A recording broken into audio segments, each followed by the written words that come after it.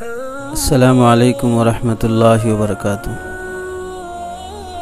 وضو یا غسل کرنے کے بعد تولیہ استعمال کرنا ضروری ہے، سنت ہے یا اختیار ہے؟ بعض حضرات کا یہ خیال ہے کہ وضو کرنے کے بعد چہرے کو پوچھنا نہیں چاہیے، کیونکہ وضو کے بعد چہرے سے جتنا پانی مصلی اور جائے نماز پر گرتا ہے اتنے ہی گناہ معاف ہو جاتے ہیں۔ اس سلسلے میں اللہ کے نبی صلی اللہ علیہ وسلم کا عمل مختلف رہا ہے۔ بعض مرتبہ وضو کرنے کے بعد آپ صلی اللہ علیہ وسلم نے تولیہ استعمال نہیں فرمایا اور اکثر مرتبہ استعمال فرمایا ہے۔ تو وضو کرنے کے بعد تولیہ یا رومال وغیرہ سے چہرہ پوچھنے میں شرعی اعتبار سے کوئی ممانعت بھی نہیں ہے اور قباحت بھی نہیں ہے، اور آپ صلی اللہ علیہ وسلم سے خود اس طرح کا عمل ثابت بھی ہے کہ آپ تولیہ استعمال فرماتے تھے۔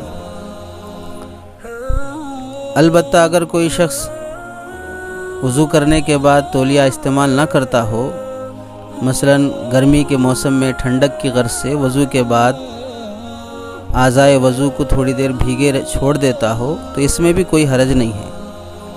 لیکن یہ بات بالکل غلط ہے کہ وضو کے بعد چہرے سے جتنا پانی جائے نماز پر یا مصلی پر گرے گا اتنے ہی گناہ معاف ہو جائیں گے۔ یہ بالکل غلط بات ہے اور اس کی کوئی دلیل شریعت میں نہیں ہے۔ البتہ احادیث میں یہ ثابت ہے کہ وضو سے گناہ معاف ہو جاتے ہیں، تو گناہوں کی معافی اس پانی سے ہو جاتی ہے جو وضو کرتے وقت وہ اعضاء دھونے کے بعد جو پانی نالی میں بہہ گیا ہے اس سے گناہ معاف ہو گئے، اور وہ گناہ صغیرہ گناہ ہوتے ہیں۔ ان خطروں سے گناہ معاف ہونا ثابت نہیں ہے جو خطرے مصلی پہ گریں گے۔ یہ بالکل غلط بات ہے جو چل پڑی ہے، اور بعض حضرات وضو کرنے کے بعد تولیہ یا اعضائے وضو کو خشک کرنا پسند ہی نہیں کرتے ہیں،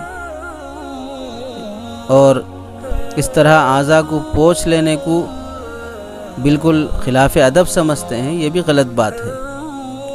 حدیث میں ہے کانت لرسول اللہ صلی اللہ علیہ وسلم خرقتاً، آپ صلی اللہ علیہ وسلم کے پاس ایک ایسا کپڑا تھا ینشف بہا بعد الوضو، کہ وضو کے بعد جس سے آپ صلی اللہ علیہ وسلم پوچھا کرتے تھے۔ اور فتاوی شامی میں لکھا ہے ومن الآداب والتمسح بمندیل، وضو کے آداب میں سے ہے کہ رومال سے پوچھ لیا جائے وضو کے بعد، کہ آپ صلی اللہ علیہ وسلم سے مروی ہے انہو کان یفعلہ، کہ آپ صلی اللہ علیہ وسلم اس طرح کرتے تھے۔ اس لیے وضو کے بعد چہرہ وغیرہ پوچھنے میں کوئی حرج نہیں ہے۔ گرمی کی وجہ سے کوئی شخص نہ پوچھتا ہو تو اس میں بھی کوئی تکلف کی بات نہیں ہے۔